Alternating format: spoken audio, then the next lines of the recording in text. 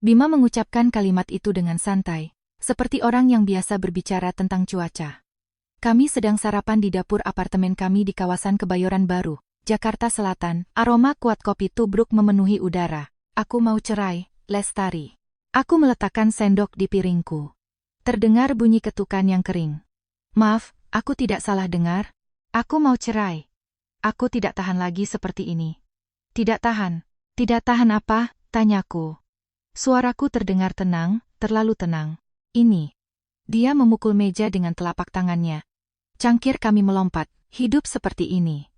Bertahun-tahun aku menanggung hidupmu. Bertahun-tahun, kamu tidak melakukan apa-apa. Tidak ada kontribusi. Aku menarik napas dalam-dalam. Aroma kopi tiba-tiba terasa memuakkan. Bima, itu tidak benar. Kamu, apa yang kamu lakukan? Potongnya. Apa yang kamu kerjakan? Nonton sinetron, pergi ngopi dengan teman-temanmu, jalan-jalan ke mall. Itu bukan pekerjaan, Lestari. Itu namanya menjadi perempuan simpanan. Aku menatap matanya, mencari sesuatu di sana. Pria yang kunikahi 5 tahun lalu sudah tidak ada. Yang ada hanya kekecewaan dan penghinaan. Aku punya kesibukanku sendiri, kataku, menimbang setiap kata. Aku berkontribusi pada rumah ini, pada hidup kita. Dia tertawa sinis. Dengan 500.000 rupiah yang kadang-kadang kamu berikan untuk belanja bulanan? Itu sedekah, Lestari. Bukan kontribusi. Aku yang membayar cicilan KPR, mobil, liburan semuanya. Aku ingin bicara, ingin memberitahunya yang sebenarnya, tetapi sesuatu menahanku. Sebuah insting, sebuah bisikan. Diam. Aku sudah bicara dengan pengacaraku. Lanjutnya, menyisir rambutnya dengan jari. Dia gugup, tetapi bertekad. Prosesnya bisa cepat. Kita tidak punya anak, itu sebuah keuntungan. Kamu seyakin itu?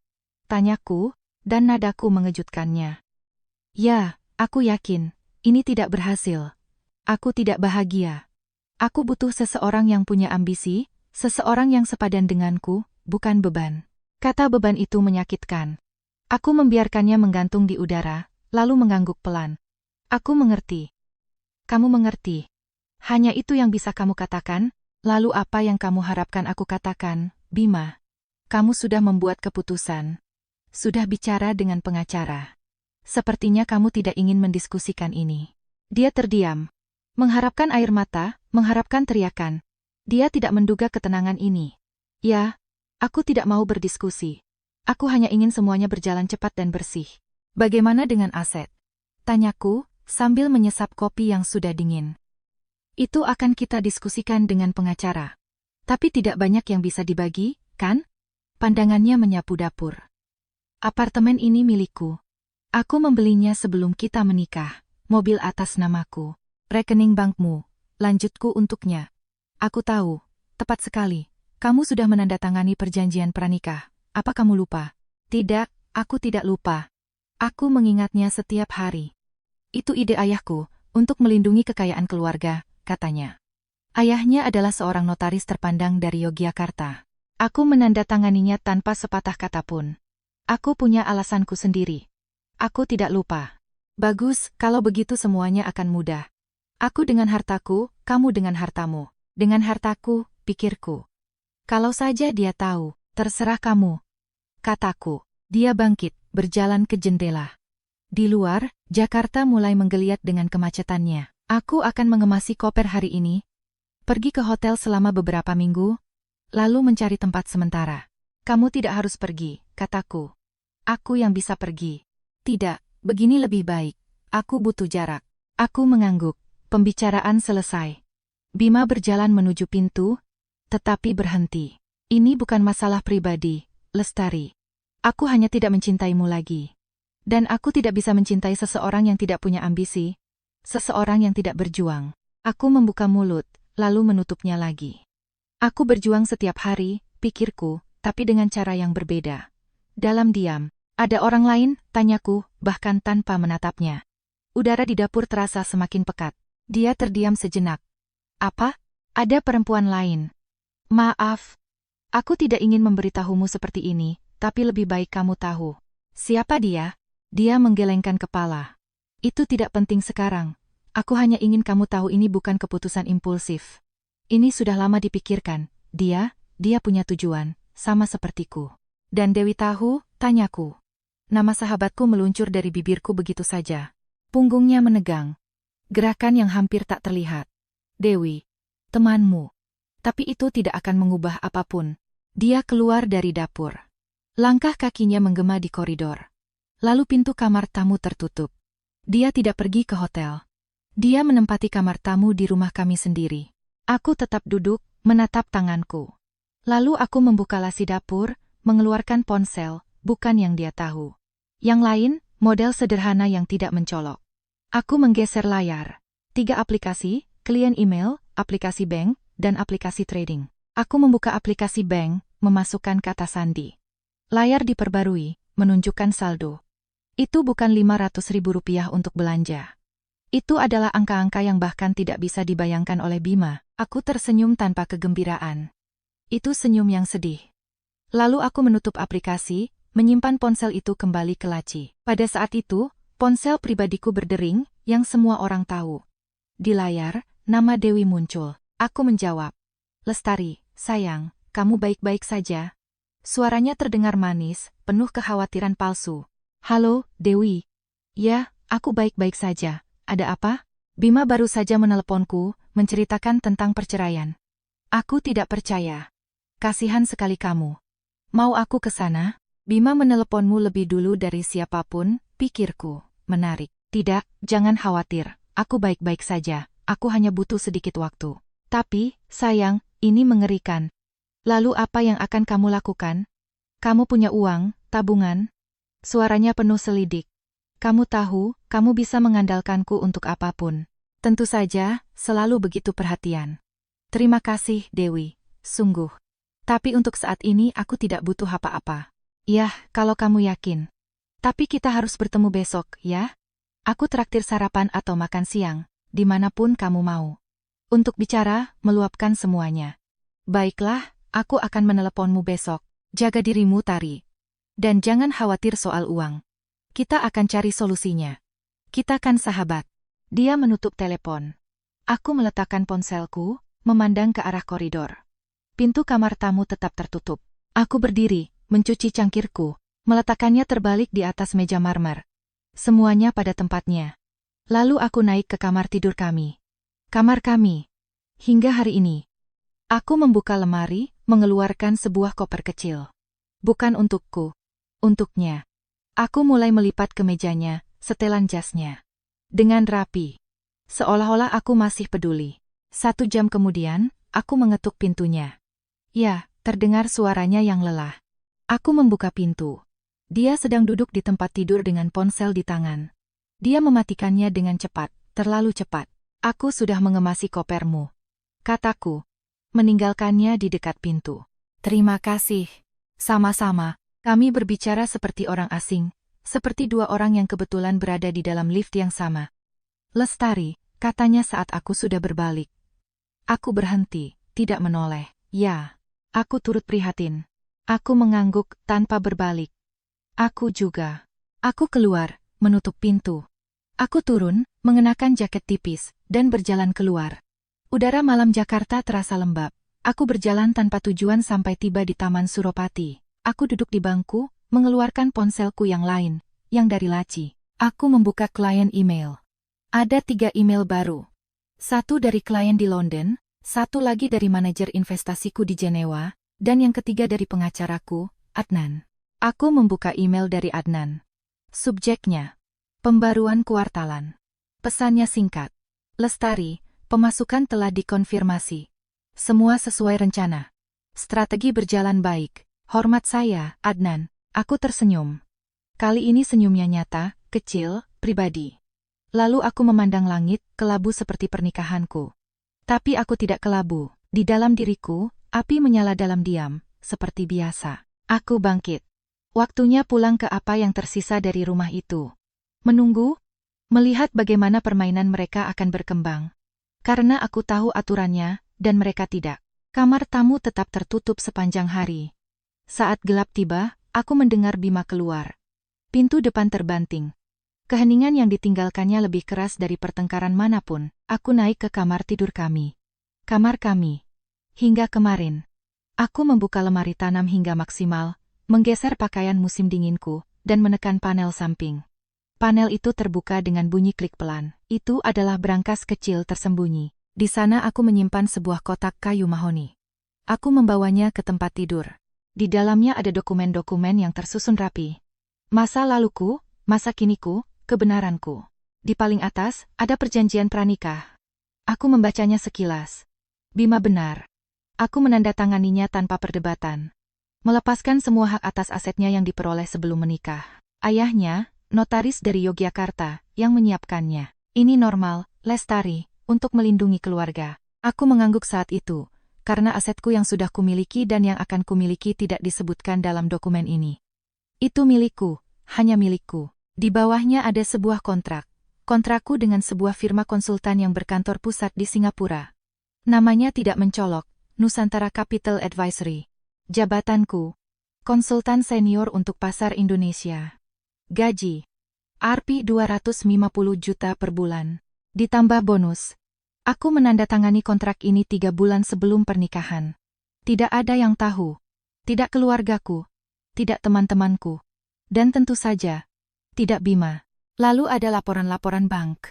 Bukan dari satu rekening, tapi beberapa. Satu di Indonesia, satu di Swiss, satu lagi di Singapura. Aku membuka laporan dari rekening Indonesia. Ini bukan rekening untuk belanja, ini adalah rekening investasi yang memberi makan rekening-rekening lainnya. Ponsel khususku berdering. Itu Adnan. Lestari, kamu baik-baik saja? Aku dengar tentang Bima. Dewi meneleponku. Sepertinya dia sangat khawatir. Adnan, pengacaraku dan satu-satunya orang selain manajerku yang tahu kebenarannya. Teman dari universitas, tipe yang tidak menghakimi. Aku baik-baik saja Adnan. Lebih baik dari yang kamu kira. Ceritakan. Aku menceritakan secara singkat kejadian pagi itu. Tuduhan-tuduhan itu. Perempuan lain. Dan penyebutannya tentang Dewi. Begitu. Kata Adnan. Suaranya tenang, profesional. Dan apa yang akan kamu lakukan? Dia ingin perceraian yang cepat dan bersih, mengutip perjanjian pranikah. Perjanjian pranikah itu disusun dengan baik. Kamu melepaskan hak atas asetnya, tetapi dia juga melepaskan hak atas asetmu, yang sudah ada dan yang akan ada. Ini jalan dua arah, Lestari. Dia tidak berhak atas apapun yang kamu hasilkan selama pernikahan. Aku tahu. Dan kamu mau memberitahunya? Tanya Adnan. Ada rasa ingin tahu dalam nadanya. Aku bersandar di tempat tidur, menatap langit-langit. Tidak, belum. Kenapa? Karena dia ingin pergi. Karena dia menganggapku beban. Karena ada perempuan lain. Aku ingin lihat sejauh mana ini akan berlanjut. Adnan terdiam sejenak. Itu berbahaya, Lestari. Kebohongan karena tidak mengungkapkan. Ini bukan kebohongan. Dia tidak pernah bertanya. Tidak pernah menunjukkan minat. Dia hanya berasumsi, seperti yang lain. Benar. Tapi saat dia tahu nanti, siapkan surat-surat cerai. Biarkan cepat, biarkan bersih. Seperti yang dia mau. Tanpa klaim apapun. Bahkan apartemen itu, meskipun atas namanya, tidak ada, Adnan. Tidak ada. Biarkan dia mengambil semua miliknya. Aku akan tetap dengan milikku. Kami menutup telepon. Aku menyimpan kembali dokumen-dokumen itu, mengembalikan panel ke tempatnya. Lemari itu kembali terlihat biasa, seperti hidupku. Aku turun ke dapur, membuat makan malam sederhana, telur dadar dan nasi. Aku makan sendirian dalam keheningan. Bunyi sendok dan garpu di piring adalah satu-satunya suara. Pintu terbuka setelah pukul 10. Bima masuk. Dia berbau parfum murah dan kopi. Bukan parfumnya. Hai, katanya, menghindari mataku. Hai, sudah makan malam? Ya, di luar. Aku mengangguk, melanjutkan makanku. Dia menuang segelas air, meminumnya sekali teguk. Aku ke kantor pengacara hari ini, katanya, bersandar di meja. Aku mengerti. Dia mau mengajukan gugatan dalam beberapa hari. Jika kamu setuju, ini bisa jadi perceraian ekspres. Atas dasar kesepakatan bersama, tanpa masa tunggu. Aku setuju. Dia menatapku lagi, terkejut. Tanpa perlawanan, tanpa permohonan. Aku tidak mau apapun milikmu, Bima. Semuanya sudah jelas. Apartemen ini milikmu. Mobil milikmu. Ambil semuanya. Aku akan pergi. Ekspresinya melunak. Dia tampak hampir lega. Lalu, sebersit keraguan. Dan kamu mau pergi kemana? Kamu punya uang untuk sewa kos? Karena aku bisa memberimu sesuatu untuk membantu di awal. Tawaran itu menyedihkan, terlambat, kosong. Tidak perlu. Aku akan cari sesuatu. Lestari, jangan sombong. Kamu tidak punya pekerjaan, kamu tidak punya tabungan. Bagaimana kamu akan hidup? Aku hampir tertawa. Hampir. Aku akan baik-baik saja. Jangan khawatirkan aku. Dia menggelengkan kepala dengan kesal. Selalu seperti ini. Keras kepala. Lihat. Ini bagian dari masalahnya. Kamu bahkan tidak mau menerima bantuan saat ditawarkan. Aku meletakkan garpu, berdiri, membawa piringku ke wastafel. Besok kamu di rumah, tanyanya. Notaris akan datang setelah makan siang untuk kita tanda tangani beberapa surat awal. Aku akan di rumah. Aku naik ke kamar tidur. Kamar tidur kami. Bukan lagi milik kami. Aku mandi. Berbaring di tempat tidur. Tempat tidur itu terasa sangat besar, kosong, dan dingin. Keesokan harinya pukul 11, bel pintu berbunyi. Itu Dewi. Dia menerobos masuk seperti badai. Parfum mahal, pelukan erat. Lestari, sayangku, kasihan sekali. Ceritakan semuanya padaku. Dia duduk di sofa, aku duduk di seberangnya. Kekhawatirannya adalah topeng yang dikenakan dengan baik, tetapi ada sesuatu yang lain di matanya. Kegembiraan, rasa ingin tahu yang tidak sehat. Tidak banyak yang bisa diceritakan, kataku sambil mengangkat bahu. Bima tidak mencintaiku lagi, ada yang lain. Dia pergi. Tidak mungkin, dia bodoh. Dan siapa perempuan itu? Aku tidak tahu. Dia tidak mau bilang. Dewi memasang wajah geram yang sempurna. Pengekut sekali. Untung kamu punya aku. Dan apa yang akan kamu lakukan? Kamu punya tempat tujuan? Belum. Aku akan cari sesuatu. Tapi kamu tidak punya pekerjaan, Lestari.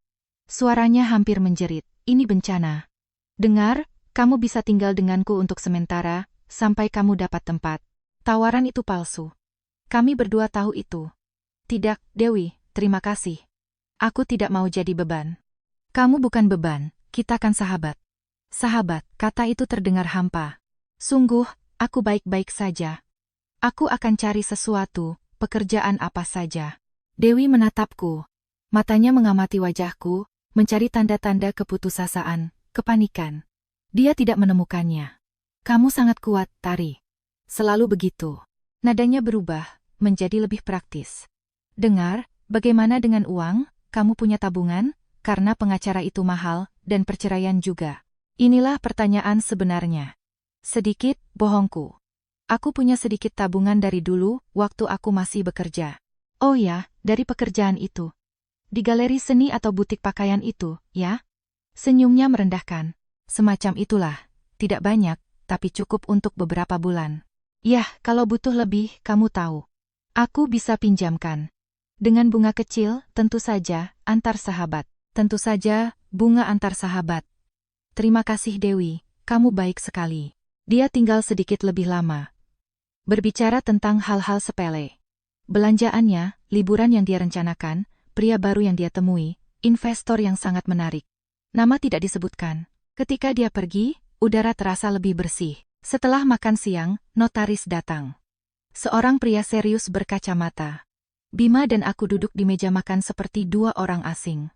Notaris menjelaskan dokumen-dokumen itu.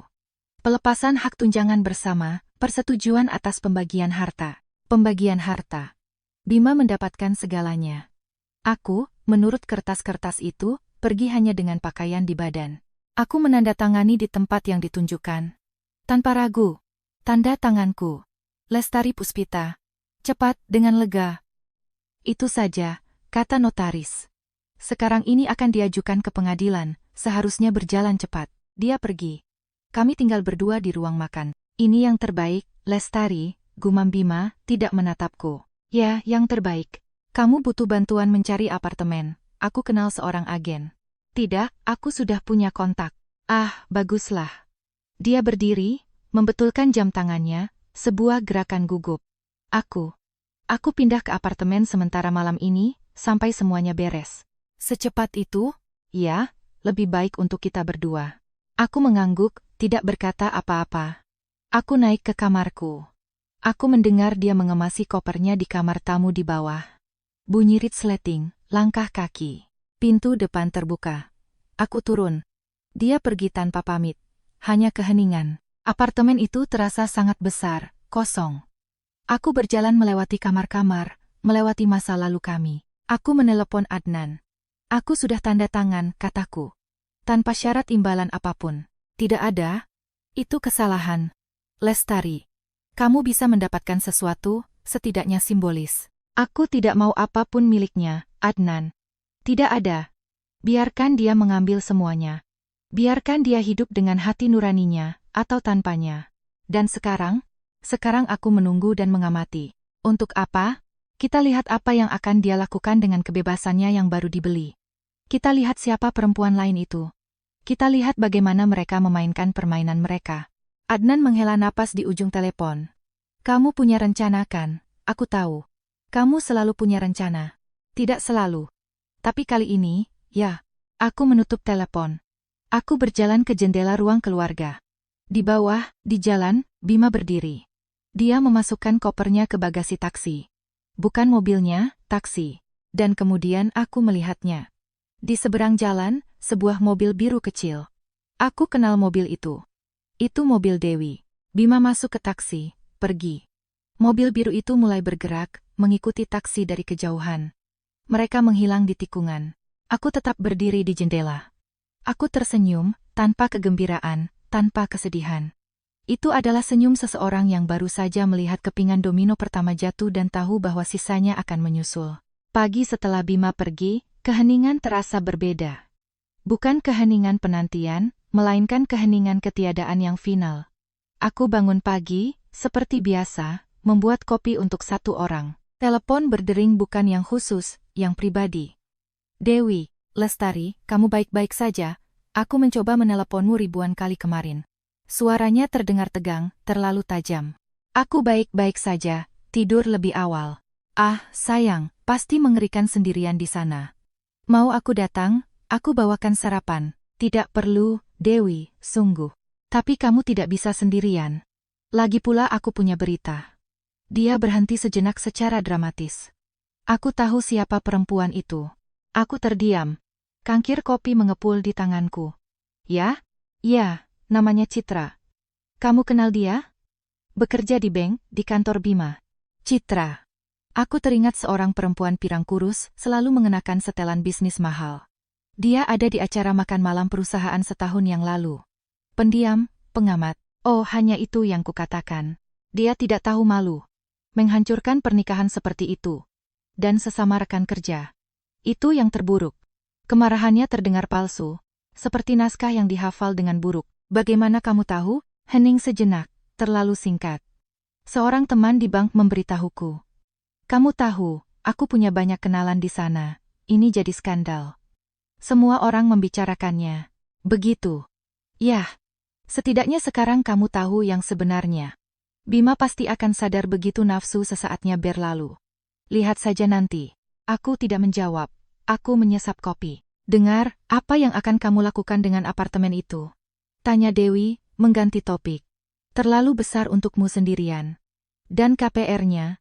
Bima yang akan membayar KPR-nya, kurasa, sampai terjual atau sampai dia memutuskan sesuatu.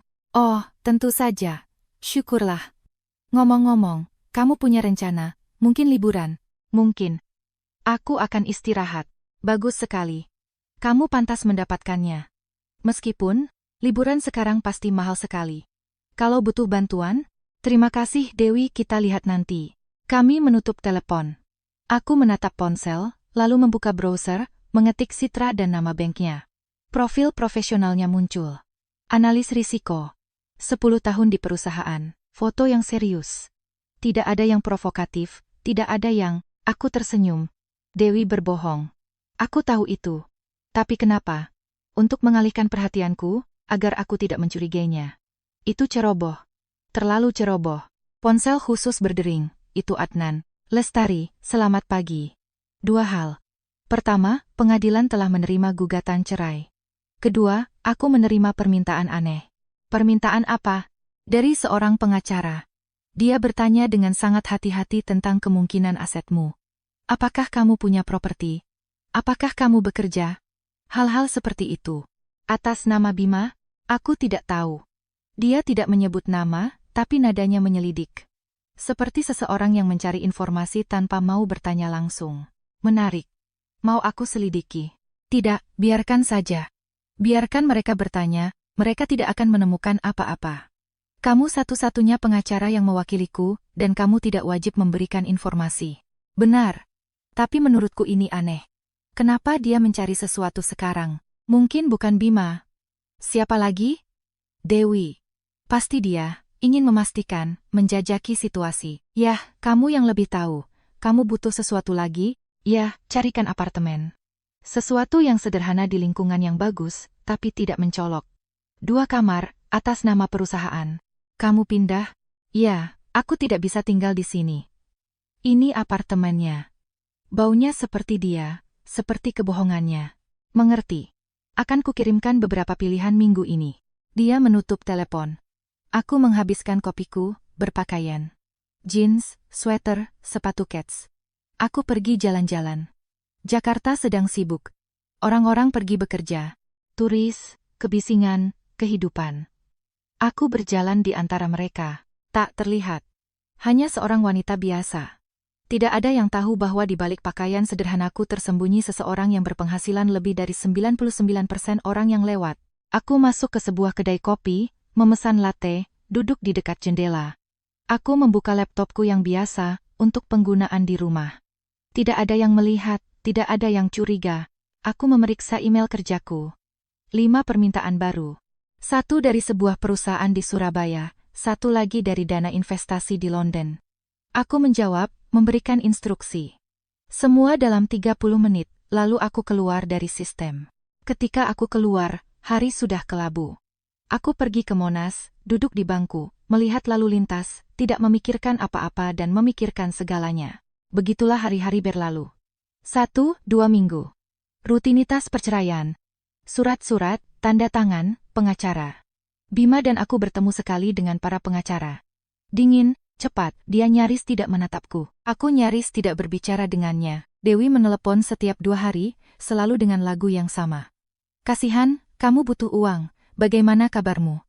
Aku memberikan jawaban yang tidak jelas. Aku baik-baik saja. Jangan khawatir, semua akan berlalu. Adnan mengirimiku foto-foto apartemen. Sebuah apartemen sederhana dengan concierge di kawasan SCBD. 2 kamar tidur. Aku membelinya melalui perusahaan, tunai. Tanpa KPR. Tanpa pertanyaan. Pindahan berlangsung cepat. 1 malam, 2 koper, dan 1 kotak-kotak kayu mahoni itu. Itu saja. Aku meninggalkan apartemen Bima bersih, kosong, seperti pernikahan kami. Apartemen baruku kecil, nyaman. Aku mengisinya dengan perabotan sederhana. Tidak ada yang mencolok, tidak ada yang mahal. Aku ingin tetap tidak terlihat. Suatu malam, telepon pribadiku berdering. Nomor tak dikenal. Aku menjawab, Lestari, ini Citra. Suaranya lembut, sopan. Halo, Citra. Apa kabar? Baik. Aku menelepon karena, yah, ini agak canggung. Kamu punya waktu sebentar?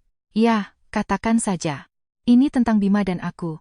Aku dengar ada gosip bahwa kami punya hubungan. Aku diam, membiarkannya melanjutkan. Dan aku ingin mengklarifikasi. Itu tidak benar. Bima dan aku hanya rekan kerja, tidak lebih. Kami bahkan sudah beberapa bulan tidak bicara di luar pekerjaan. Aku sudah punya pasangan selama bertahun-tahun. Aku tidak ingin kamu berpikir bahwa aku ada hubungannya dengan perceraian kalian. Tidak sama sekali. Aku tahu, Citra. Dia terdiam. Lalu, bagaimana kamu tahu? Karena Bima tidak begitu pandai menyembunyikan sesuatu. Dan karena orang yang menyebarkan gosip itu punya alasannya sendiri. Dewi, kata Citra tanpa ragu. Ya, dia, ya, lebih baik aku diam. Tapi hati-hati, Lestari. Wanita itu bukan temanmu. Aku tahu, terima kasih sudah menelepon Citra. Aku menghargainya. Sama-sama. Dan aku turut prihatin atas segalanya. Dia menutup telepon. Aku meletakkan ponsel di atas meja. Jadi, Dewi menggunakan Citra sebagai kamuflas, untuk menutupi jejaknya, untuk mengulur waktu. Ceroboh dan ambisius. 3 minggu setelah perceraian diproses, berita itu datang. Bukan dari Bima, bukan dari Dewi. Dari Instagram, aku sedang melihat-lihat akunku yang pribadi, yang palsu, dengan foto-foto kopi dan matahari terbenam. Dan di sanalah aku melihatnya. Sebuah story dari Dewi, foto dua tangan yang saling bertautan. Di salah satunya, sebuah cincin baru yang berkilauan. Di tangan yang lain, aku mengenali jam tangannya. Itu jam tangan Bima, yang kuberikan padanya pada ulang tahun pernikahan pertama kami. Tulisannya, yes. Aku tidak bereaksi. Hanya menatap layar. Lalu aku keluar dari aplikasi. Tidak memberi like, tidak meninggalkan komentar. Beberapa menit kemudian, ponsel pribadiku meledak. Pesan dari teman-teman. Kamu lihat? Tidak percaya. Kasihan Lestari. Aku mengabaikan semuanya. Aku hanya menjawab satu. Dari sepupuku, Rina, satu-satunya orang di keluarga yang penting bagiku. Kamu baik-baik saja? Bunyi pesannya. Ya, jawabku, sangat baik. Dia langsung menelepon. Lestari. Ini luar biasa. Bagaimana bisa dia melakukan itu padamu? Dan dengan Dewi? Dia kan sahabat terbaikmu. Bukan lagi. Kamu tahu, curiga, sekarang terkonfirmasi. Dan kamu tidak akan melakukan apa-apa. Kamu harus membongkar mereka, memberitahu semua orang. Untuk apa, Rina? Semua orang akan segera tahu saat mereka menikah. Mereka akan menikah, secepat itu? Sepertinya begitu. Rina menggumamkan sesuatu yang tidak jelas. Lalu, dengar kamu punya uang? Kalau butuh, aku punya, sepupu. Jangan khawatir. Benarkah? Sungguh? Tentu. Karena ibu bilang kamu bisa tinggal dengan kami sebentar di Bali. Itu akan baik untukmu. Matahari, laut. Terima kasih, tapi aku baik-baik saja di Jakarta, sungguh. Kami menutup telepon. Aku tetap memandang dinding putih yang polos dan kosong. Keesokan harinya, sebuah undangan tiba melalui pos. Amplop tebal dengan tulisan kaligrafi yang anggun. Di dalamnya, sebuah kartu. Dewi, Bima dengan hormat mengundang Anda untuk merayakan pernikahan mereka. Tanggalnya sebulan dari sekarang. Lokasinya, sebuah resort eksklusif di Bogor. Sangat mahal.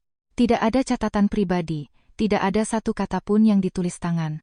Hanya undangan resmi yang dingin, sebagai formalitas. Aku meninggalkannya di atas meja, di samping cangkir kopiku. Ponsel khusus berdering. Itu manajerku dari Singapura. Ibu Lestari, maaf mengganggu saat ini. Ada peluang. Sebuah startup bioteknologi di BSD City. Mereka butuh investasi. Bisnisnya solid. Laporannya ada di email Anda. Aku akan lihat. Kirimkan detailnya. Sudah terkirim. Dan, Ibu Lestari, turut berduka cita atas perceraian Anda. Aku terkejut. Aku tidak tahu dia tahu. Bagaimana Anda tahu? Pengacara Anda, Bapak Adnan, menyinggungnya sehubungan dengan masalah pajak untuk menyesuaikan laporan Anda. Ah, Adnan, tertutup tapi teliti. Duka cita tidak diperlukan, itu keputusan bersama. Ah, saya mengerti. Bagaimanapun, jika Anda perlu menarik dana untuk apapun, saya tidak butuh dana. Investasikan di startup itu sesuai parameter biasa. Siap, laksanakan. Aku menutup telepon. Aku melihat lagi undangan pernikahan itu. Lalu aku mengambilnya, melipatnya menjadi 2, dan lagi, sampai menjadi kotak karton kecil yang keras. Aku membuangnya ke tempat sampah. Tentu saja aku tidak akan pergi, tapi aku akan mengirim hadiah. Sesuatu yang indah, sesuatu yang mahal, sesuatu yang akan mengingatkan Bima pada apa yang telah hilang darinya, dan Dewi pada apa yang telah ia peroleh atau yang ia pikir telah ia peroleh. Aku tersenyum. Untuk pertama kalinya dalam beberapa minggu, senyum itu tulus. Dingin, penuh perhitungan, sempurna. Ponsel pribadiku bergetar. Pesan dari Dewi. Dapat undangannya, Tari. Aku tahu ini aneh, tapi aku akan sangat senang jika kamu datang. Kamu sahabat terbaikku, selamanya akan begitu. Aku tidak menjawab. Aku meletakkan ponsel dengan layar menghadap ke bawah. Aku berdiri, berjalan ke jendela. Jakarta terbentang di hadapanku. Kelabu, besar, tak acuh. Dan aku, di tengah semua ini, tak terlihat, menunggu. Menyaksikan kepingan-kepingan domino jatuh, satu persatu. Bulan madu mereka dihabiskan di Maladewa. Aku tahu dari Instagram. Tentu saja, Dewi tidak berhenti mengunggah stories. Laut biru kehijauan, villa di atas air, Bima yang kecoklatan dan tersenyum dengan kemeja bunga-bunga yang tidak akan pernah ia kenakan bersamaku. Di salah satu foto, ia memamerkan cincin kawinnya yang besar di samping 2 gelas sampanye. Keterangannya berbunyi, akhirnya berada di tempat yang semestinya. Aku tidak bereaksi, tidak memberi like. Aku hanya mengamati. seperti seorang antropolog yang mempelajari suku yang aneh. Dan aku bekerja di apartemen baruku di kawasan SCBD. Satu kamar menjadi kantor minimalis. Meja besar, 3 monitor, ponsel dalam mode senyap. Di sanalah aku menghabiskan pagi hari, mengelola portofolio, menganalisis laporan, berbicara dengan klien dalam bahasa Inggris, Prancis, kadang-kadang Jerman. Ini adalah duniaku yang sebenarnya. Dunia lain dari foto-foto Instagram itu adalah fiksi. Seminggu setelah pernikahan, Adnan datang menemuiku.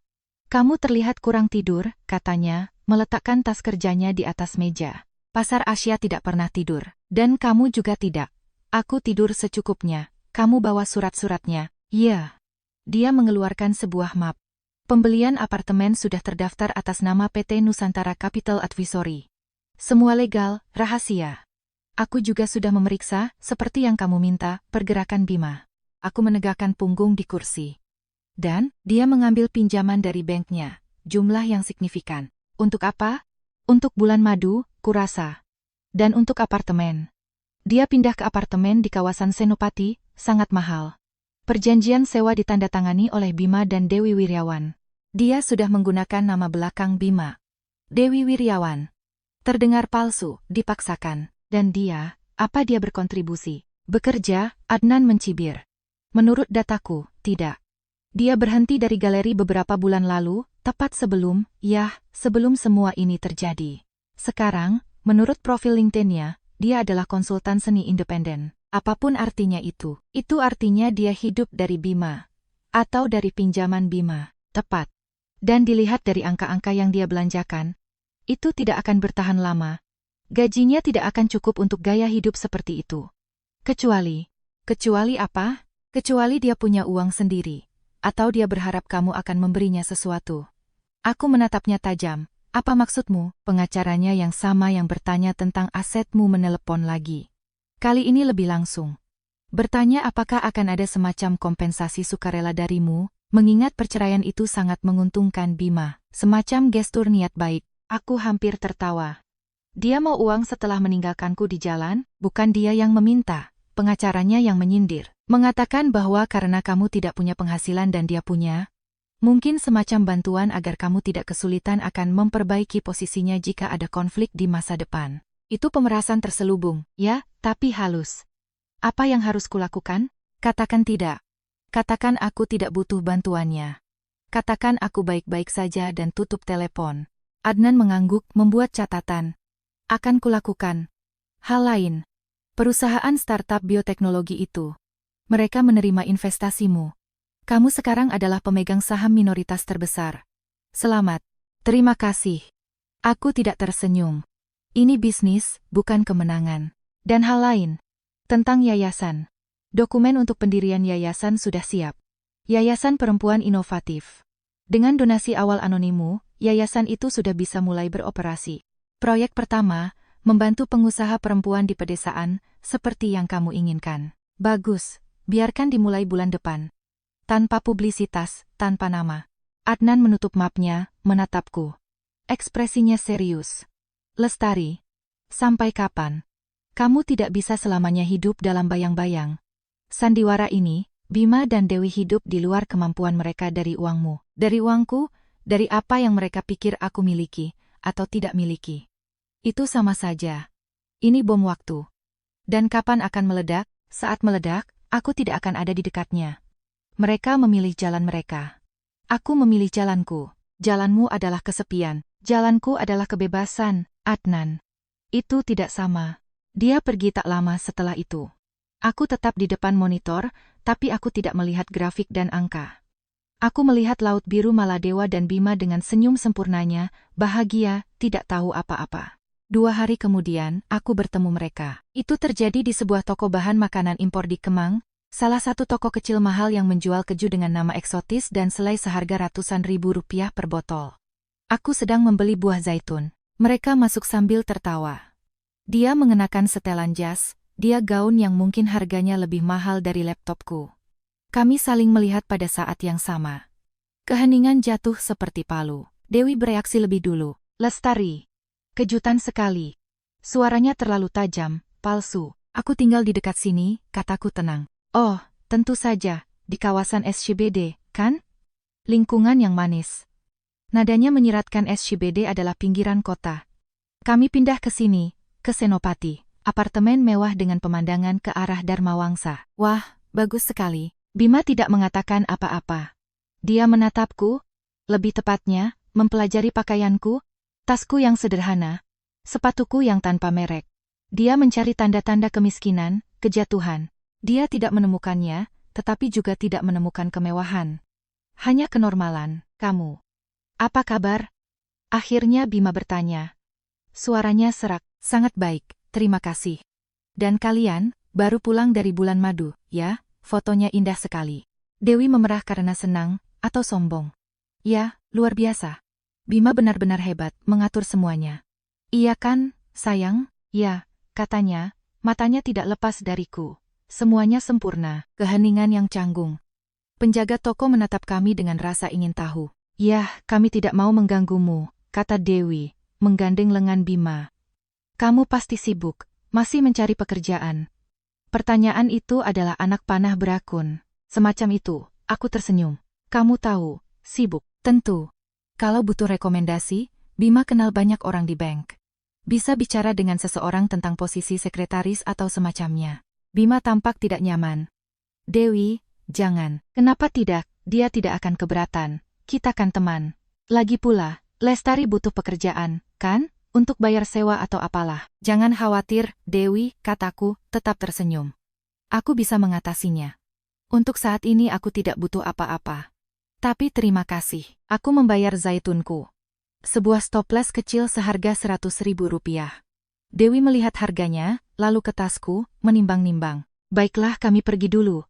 Ciao, kata Dewi, mendekat untuk mencium pipiku. Parfumnya mahal, agresif. Bima tidak bergerak, hanya mengangguk. Gerakan yang kaku. Aku keluar ke jalan, berjalan cepat, tidak menoleh ke belakang. Tapi di tikungan, aku berhenti, bersandar ke dinding, menarik napas dalam-dalam. Bukan kesedihan. Sesuatu yang lain. Kemarahan, dingin dan padat. Ponselku bergetar. Pesan dari nomor tak dikenal. Kami lihat profilmu. Tertarik ngopi. Teman lama. Aku tidak mengenali nomor itu, tapi sesuatu memberitahuku siapa itu. Aku tidak menjawab. Aku menghapus pesan itu. Malam itu, Dewi mengunggah foto di Instagram. Foto mereka bertiga, dia, Bima, dan aku di toko. Seseorang telah mengambil foto kami, semacam selfie. Kami semua tersenyum, atau berpura-pura tersenyum. Keterangannya. Kebetulan sekali bertemu dengan sahabat terbaikku. Selalu di hati kami. Komentar membanjir. Kamu baik sekali Dewi, hatimu besar. Dia pasti mati karena iri. Aku tidak berkomentar, tidak memberi like. Aku hanya menyimpan foto itu di folder khusus bernama bukti. Keesokan harinya, Bima menelepon ke ponsel pribadiku. Dia tidak pernah melakukannya sejak perceraian. Lestari, ini aku. Aku tahu, ada apa? Aku mau minta maaf soal kemarin. Dewi kadang-kadang agak tajam. Dia tidak bermaksud menyinggungmu. Dia tidak menyinggungku. Baiklah, dan aku ingin tahu. Di toko, kamu hanya membeli sebotol zaitun. Aku pikir.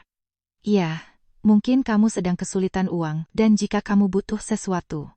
Pinjaman tanpa bunga. Bima, aku baik-baik saja. Sungguh, aku tidak butuh uangmu. Ini bukan karena kasihan, Lestari. Ini karena apa yang pernah kita lalui. Aku tidak mau kamu kekurangan. Apa yang pernah kita lalui? Sebuah hantu. Sebuah kebohongan. Aku tidak kekurangan. Aku punya tabungan, dan aku sedang mencari pekerjaan. Aku akan menemukan sesuatu. Pekerjaan apa? Ada nada kekhawatiran yang hampir tulus dalam suaranya. Kamu tidak punya pengalaman. Kamu tidak bekerja selama bertahun-tahun. Aku punya lebih banyak pengalaman daripada yang kamu kira, pikirku, tapi aku berkata, sesuatu akan muncul. Jangan khawatir. Nikmati bulan madumu, kehidupan barumu. Dia menghela napas panjang. Kamu membenciku? Pertanyaan itu mengejutkanku. Dengan ketulusannya, dengan kecanggungannya. Tidak, Bima. Aku tidak membencimu. Kamu orang asing bagiku.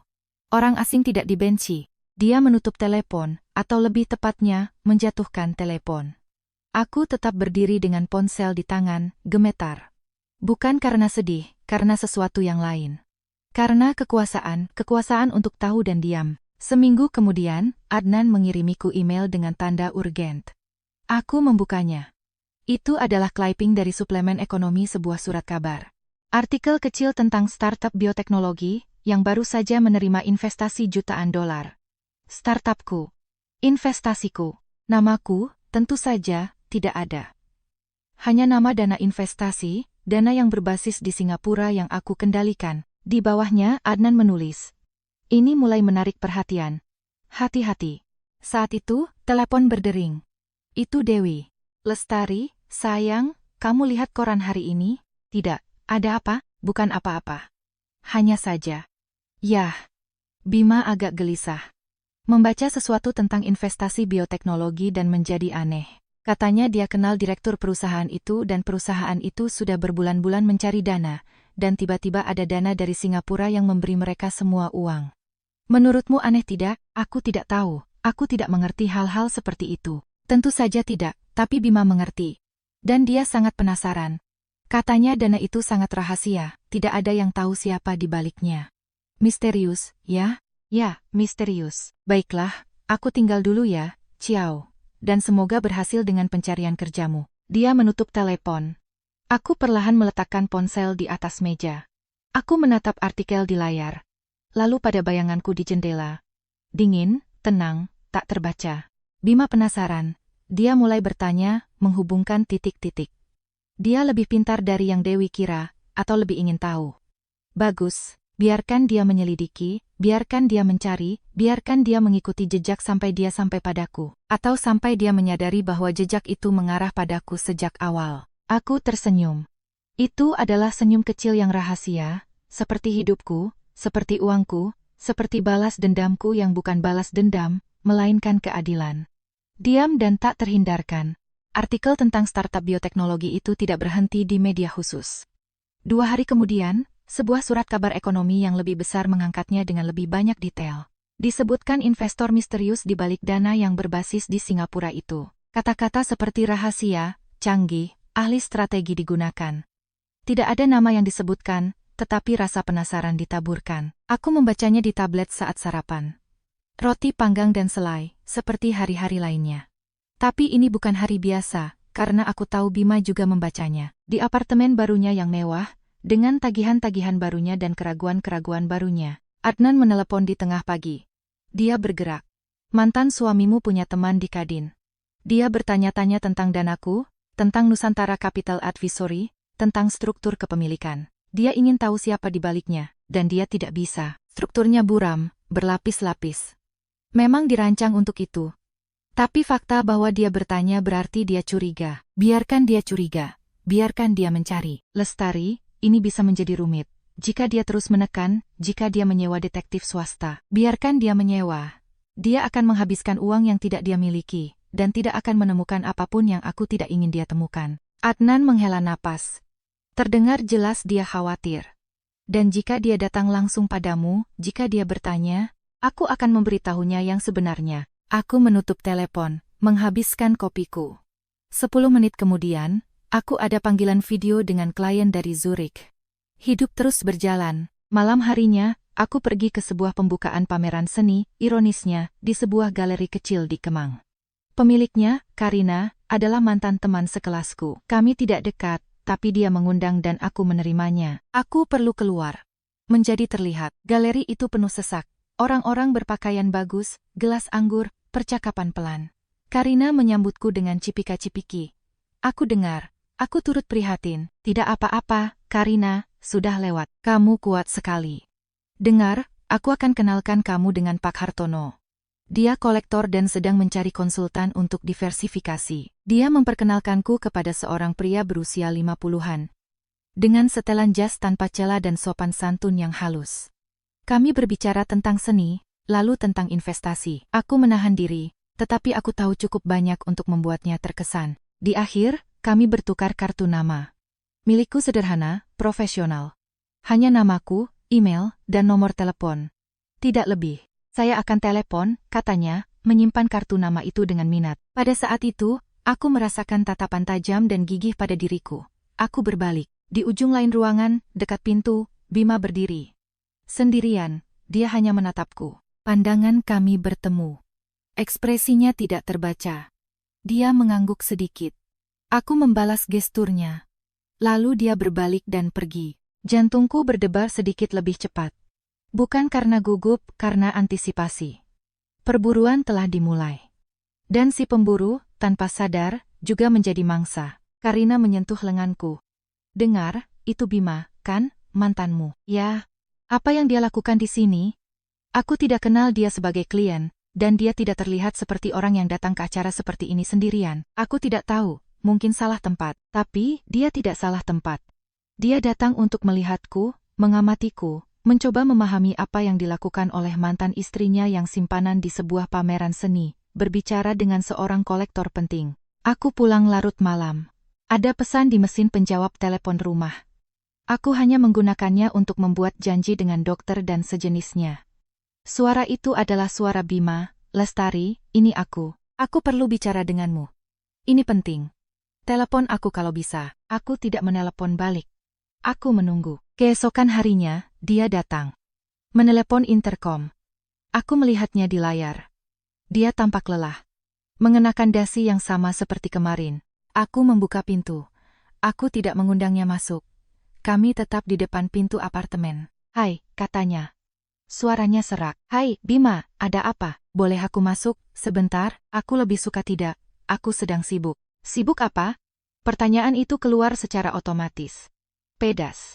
Lalu dia mengoreksi dirinya sendiri. Maaf, bukan urusanku. Memang, apa yang kamu inginkan? Dia menarik napas dalam-dalam. Membetulkan kacamatanya sebuah gerakan gugup. Aku memikirkan situasimu. Aku khawatir. Aku tahu kamu bilang baik-baik saja, tapi aku lihat profil LinkedIn-mu. Kosong. Kamu tidak bekerja selama bertahun-tahun. Kamu tidak punya rekomendasi. Pasar kerja sekarang sulit, dan aku merasa bertanggung jawab. Kamu tidak bertanggung jawab atasku, Bima. Aku orang dewasa. Aku tahu, tapi... Dia terdiam, menatap pintu apartemenku. Sederhana, biasa. Apartemen ini sewaan, kan? Dan kamu bisa membayarnya sendirian? Ya. Bagaimana? Pertanyaan itu terdengar seperti cambukan. Langsung. Putus asa. Aku menatapnya lurus, tidak berkedip. Itu bukan urusanmu. Tentu saja urusanku jika kamu terlibat dalam sesuatu, jika kamu mengambil pinjaman, jika kamu terlibat dalam sesuatu yang aneh. Kenapa aku harus terlibat dalam sesuatu yang aneh? Karena orang melakukan hal-hal bodoh saat tidak punya uang, Lestari. Dan kamu tidak punya uang. Aku hampir menertawakannya. Tapi aku menahan diri. Aku ulangi, aku baik-baik saja. Dan aku minta kamu pergi. Kamu tidak punya hak untuk datang ke sini dan menginterogasiku. Ini bukan interogasi, ini kekhawatiran. Kemarin aku melihatmu di Galeri Karina. Kamu berbicara dengan Pak Hartono. Apa yang kamu lakukan di sana? Itu dia, alasan sebenarnya kunjungannya. Karina temanku. Aku datang untuk melihat pameran.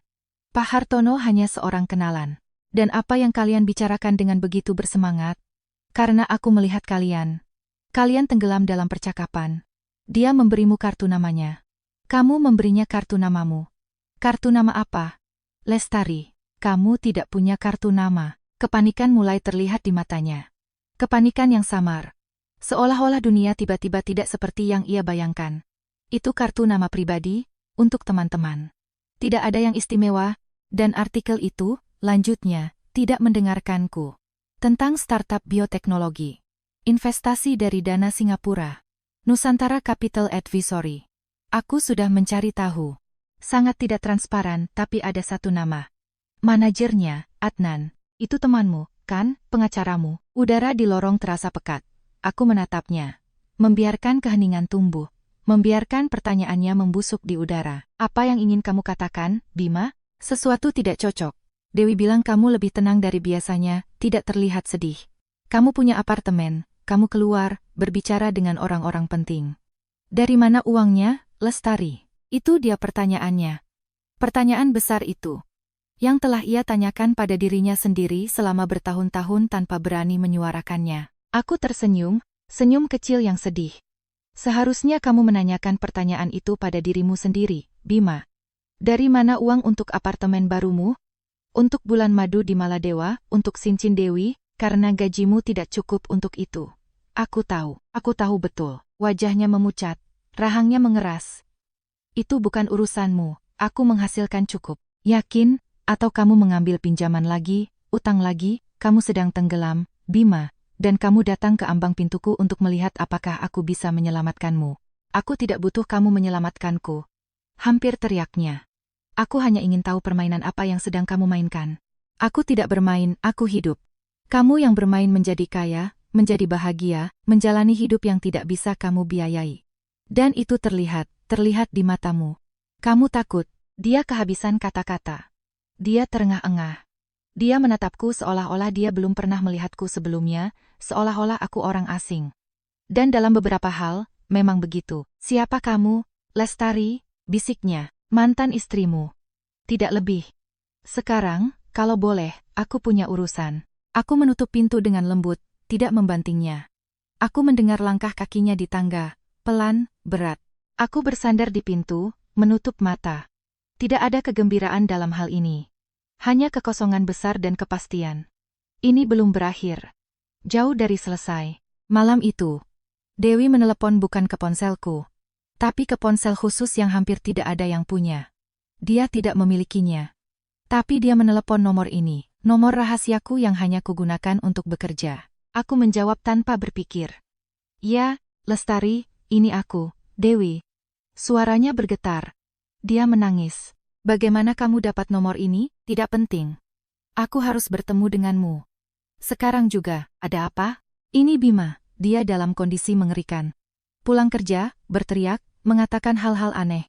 Katanya kamu berbohong, katanya kamu punya uang. Apa itu benar, Lestari, benarkah? Aku diam. Lalu, di mana kamu? Di rumah. Di apartemen kami. Tolong, datanglah. Kita perlu bicara bertiga. Seperti dulu. Seperti dulu. Dulu tidak pernah bertiga. Dulu hanya kita berdua, dia dan aku. Sampai dia memutuskan ingin menjadi tiga, atau lebih tepatnya, menjadi satu-satunya. Aku tidak akan datang, Dewi. Apapun antara aku dan Bima adalah urusan kami. Tapi ini menyangkut aku. Aku istrinya, suaranya melengking. Kamu punya uang, ya atau tidak? Karena jika ya, ada hal-hal yang perlu dibicarakan. Hal-hal yang berhak Bima tahu, dan aku juga. Jika kamu telah menipu kami, menipu, potongku, dan suaraku terdengar dingin seperti es. Siapa yang menipu siapa, Dewi? Siapa yang tidur dengan suami sahabatnya? Siapa yang berbohong berbulan-bulan? Siapa yang menikahinya sebulan setelah perceraian? Itu berbeda. Kamu tidak membuatnya bahagia. Dia menginginkanku, dan uangku, rupanya. Atau uang yang kamu pikir aku miliki. Itu masalahnya. Kamu sadar suamimu tidak sekaya yang kamu kira, dan sekarang kamu datang padaku. Napasnya tersengal-sengal, isak tangis tertahan. Kamu penyihir. Selalu begitu. Dingin, penuh perhitungan.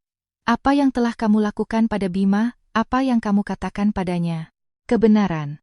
Tidak lebih. Sekarang, tutup teleponnya dan jangan pernah menelepon nomor ini lagi. Aku menutup telepon, memblokir nomornya. Lalu aku mematikan ponsel itu. Tanganku gemetar. Bukan karena takut, karena amarah. Amarah murni dan jernih yang membakar dari dalam. Telepon rumah berdering. Aku membiarkan mesin penjawab mengambilnya. Itu suara Bima, mabuk, hancur. Lestari, tolong, bicara padaku. Katakan yang sebenarnya. Kamu punya uang, kamu membohongiku selama ini, siapa kamu? Dia menutup telepon. Lalu hening. Aku duduk di ruang tamu yang gelap, tidak menyalakan lampu. Memikirkan segalanya dan tidak memikirkan apa-apa. Memikirkan saat menandatangani surat cerai, wajahnya yang lega. Memikirkan pernikahannya, bulan madunya. Memikirkan Dewi yang berpura-pura khawatir. Memikirkan diriku yang berpura-pura miskin. Dan aku tahu, dengan kepastian mutlak, bahwa permainan telah berakhir. Kebohongan telah usai. Besok, matahari akan terbit, dan bersamanya, kebenaran. Seluruh kebenaran. Dan mereka sama sekali tidak siap untuk itu. Aku tersenyum dalam gelap. Besok akan menjadi hari yang menarik. Panggilan telepon Bima pukul 3 pagi bukanlah kejutan. Alkohol membuat bicaranya cadel, tapi tidak bisa menyembunyikan kepanikannya. Aku perlu bertemu denganmu. Sekarang jam 3 pagi, Bima. Aku tidak peduli. Aku sudah lihat surat-suratnya. Aku menutup telepon. 10 menit kemudian, Bel interkom berbunyi seperti sirene. Aku melihat layar. Dia sendirian, sangat sendirian, dengan sebuah map plastik lecek di bawah lengannya. Aku membukakan pintu. Dia berlari menaiki tangga, melompati anak tangga. Bau whisky dan putus asa. Dia masuk ke ruang tamuku tanpa diundang, melemparkan map itu ke meja dengan bunyi gedebuk. Apa itu Nusantara Capital? Semburnya. Aku duduk di seberangnya. Aku mengenakan jubah mandi. Tenang. Sebuah perusahaan investasi. Dan apa hubunganmu dengannya? Kenapa? Kenapa itu terhubung denganmu? Teriaknya. Membuka map. Dia mengeluarkan cetakan layar komputer. Itu adalah laporan dari Kadin. Struktur kepemilikan yang rumit. Namaku tidak ada, tapi ada nama Adnan sebagai manajer. Dan sebuah panah, digambar dengan pulpen biru, menunjuk ke namaku. Lestari. Apa yang kamu lakukan? Kamu menyewa detektif, Bima? Aku melakukan apa yang seharusnya aku lakukan. Aku jujur. Aku melacak jejaknya. Nusantara Capital punya anak perusahaan yang berinvestasi di startup bioteknologi. Anak perusahaan itu punya rekening di bank swasta di Jenewa. Dan ada transfer ke sebuah yayasan. Yayasan yang baru saja didirikan. Perempuan inovatif. Dan di dewan direksi, sebagai donatur anonim, ada kode referensi. Kode yang cocok dengan nomor nasabah pribadi. Nomor nasabahmu, Lestari. Napasnya terengah-engah. Matanya merah. Dia menunjuk ke lembar lain. Laporan bank. Bukan milikku. Miliknya sendiri. Dari banknya. Rekeningnya minus besar. Aku mengambil pinjaman, satu lagi, untuk membayar apartemen, untuk membayar utang-utang Dewi, dan bank menolak menaikkan batas kreditku karena profil risikoku berubah, karena jaminanku tidak cukup. Dan pada saat yang sama, kamu punya rekening di Swiss? Dari mana uang itu? Milik siapa? Aku berdiri, menuang segelas air, meminumnya perlahan. Lalu aku kembali ke ruang tamu. Milikku, kataku. Satu kata yang jelas dan sederhana. Dia membeku, seolah kata itu memukulnya secara fisik. Milikku, semua. Nusantara Capital, investasi-investasi itu, yayasan itu. Uangnya milikku. Dia menggelengkan kepalanya berulang kali, seperti anak kecil yang menyangkal mimpi buruk. Tidak, tidak mungkin. Kamu tidak bekerja. Kamu tidak apa Bima? Tidak cukup pintar. Tidak cukup ambisius. Atau kamu hanya tidak pernah repot-repot bertanya? Tidak pernah tertarik padaku? Tidak pernah melihatku lebih dari sekadar hiasan di sofamu? Suaraku tetap pelan, tapi setiap kata adalah pisau. Kamu selalu di rumah, teriaknya. Nonton TV, pergi ngopi. Aku bekerja dari rumah, Bima. Bekerja selama bertahun-tahun. Aku konsultan strategi untuk dana investasi. Aku memberi nasihat pada perusahaan. Aku berinvestasi, aku menghasilkan uang. Banyak uang. Lebih dari yang akan kamu hasilkan seumur hidupmu. Keheningan itu mutlak. Terdengar detak jam di dapur. Berapa? Akhirnya dia berkata. Suaranya bisikan serak. Tergantung pasarnya. Puluhan miliar setahun, kadang lebih. Dia merosot ke kursi, seolah urat-uratnya putus. Map itu jatuh berserakan di lantai. Dan perjanjian pranikah itu. Gumamnya, menatap kosong. Kamu menandatanganinya dengan senang hati karena kamu pikir aku tidak punya apa-apa, tidak akan pernah punya apa-apa. Kamu berbohong padaku, kamu yang berbohong lebih dulu. Aku meledak. Dan teriakan itu keluar dari tempat yang dalam dan gelap yang bahkan tidak kuketahui ada. Kamu berbohong padaku setiap hari saat kamu meremehkanku, setiap kali kamu menyebutku simpanan, setiap kali kamu mengeluh tentang membayar tagihan. Aku membayar setengah dari semuanya, Bima. Setengah dari KPR, liburan, semuanya. Melalui transfer dari rekening yang tidak pernah kamu lihat, melalui pemasukan ke rekeningmu sendiri yang kamu anggap sebagai keuntungan investasi yang kamu pikir milikmu. Kamu begitu sombong bahkan tidak pernah memeriksa. Kamu pikir kamu jenius finansial, padahal kamu hanya boneka. Dia menutupi wajahnya dengan tangan, bahunya bergetar. Dia tidak menangis. Dia terlalu terkejut untuk menangis. Dewi, katanya dari balik tangannya. Dia tahu. Tanya dia. Pintu apartemen terbuka. Tak satu pun dari kami mendengar dia datang. Dia berdiri di ambang pintu ruang tamu. Dewi, pucat, dengan rambut acak-acakan. Dia mengenakan gaun yang sama dari makan malam, sekarang lecek. Dia mengikuti kami, atau Bima. Apa yang terjadi di sini? Tanyanya.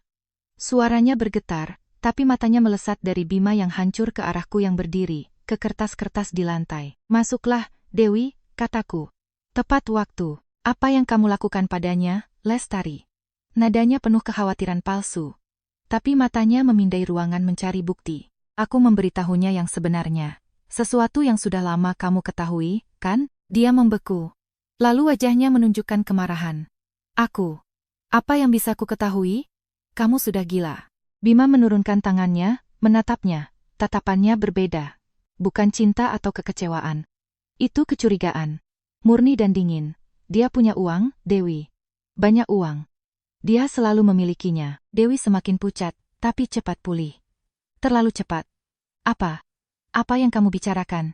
Dia kan tidak bekerja. Aku bekerja, kataku. Dan aku berjalan ke tasku yang ada di kursi.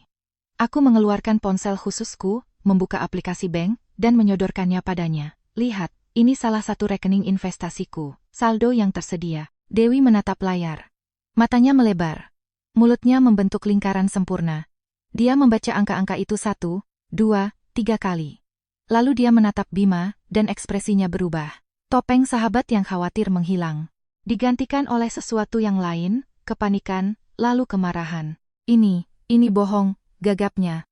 Pasti palsu. Itu benar, kataku, mengambil kembali ponselku. Itu uangku. Aku yang menghasilkannya, dan kamu tahu, Dewi, tahu sejak kamu mulai tidur dengan suamiku. Tidak benar, teriaknya. Tapi suaranya melengking, lemah. Tidak ingat makan malam itu lebih dari setahun yang lalu di rumahku? Kamu bilang betapa mahalnya semuanya, betapa sulitnya menabung. Aku bercanda bilang aku punya dana rahasia. Kamu tertawa, tapi kemudian di dapur kamu bertanya dengan serius.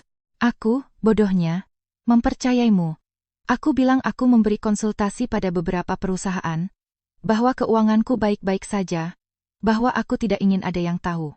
Bahkan Bima, ingat, kamu bilang, rahasiamu aman bersamaku. Bima perlahan berdiri, menegakkan tubuh. Tatapannya tidak lepas dari Dewi.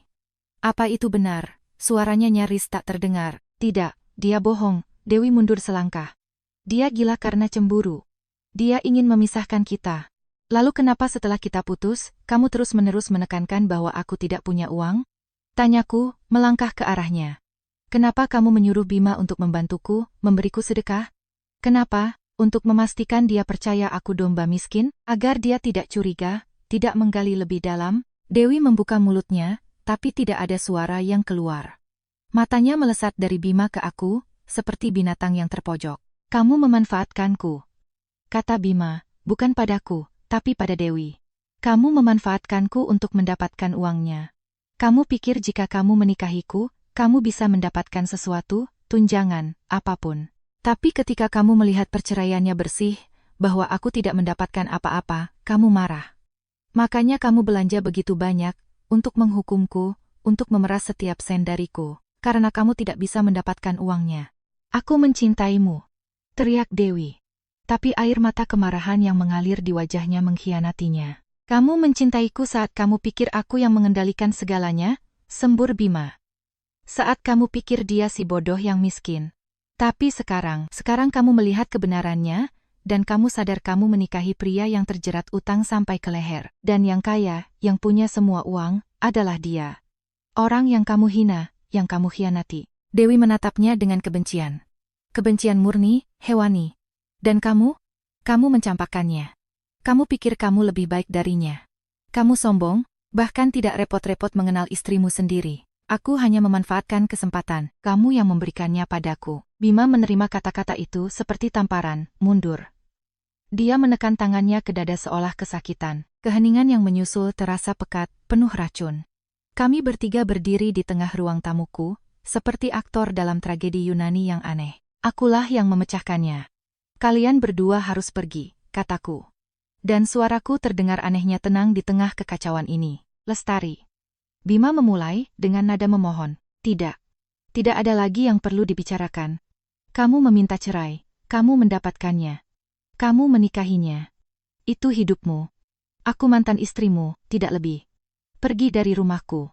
Ini bukan rumahmu, teriak Dewi putus asa. Ini apartemen sewaan. Kamu tinggal di apartemen sewaan? Tidak, kataku, dan aku sedikit menikmati efek dari kata-kataku berikutnya. Apartemen ini milikku. Perusahaan yang menyewakannya, milikku. Semuanya milikku, kalian yang tinggal di tempat sewaan. Dan omong-omong, kontrak sewanya sudah berakhir. Bima menatapku. Ada sesuatu di matanya yang belum pernah kulihat sebelumnya. Bukan cinta, bukan benci. Rasa hormat. Rasa hormat yang pahit, beracun, tapi tetap saja rasa hormat. Kamu benar, bisiknya. Aku boneka. Dia mengambil mantelnya, tidak melihat Dewi, berjalan ke pintu. Dia berhenti di ambang pintu. Maaf, katanya. Dan untuk pertama kalinya, itu terdengar tulus. Dia pergi. Langkah kakinya menghilang di tangga. Dewi dan aku tinggal sendirian. Dia menatapku. Gemetar. Topengnya benar-benar lepas. Yang tersisa hanya kedengkian dan ketakutan. Ini tidak akan berakhir seperti ini, katanya, suaranya penuh kebencian. Aku akan menghancurkanmu. Aku akan memberitahu semua orang kamu pembohong, penyihir. Lakukan saja, kataku, tidak mengalihkan pandangan. Beritahu semua orang. Dan aku akan menceritakan versiku. Tentang sahabat yang tidur dengan suami sahabatnya. Tentang bagaimana dia merencanakan segalanya untuk mendapatkannya. Dan bagaimana, setelah menemukan tidak ada uang, dia menjadi putus asa. Siapa yang akan mereka percaya, Dewi? Istri yang dicampakkan dengan tenang, atau sahabat karier yang menikahi mantan suami sahabatnya sebulan setelah perceraian? Dia membuka mulut, menutupnya. Dia tidak punya jawaban.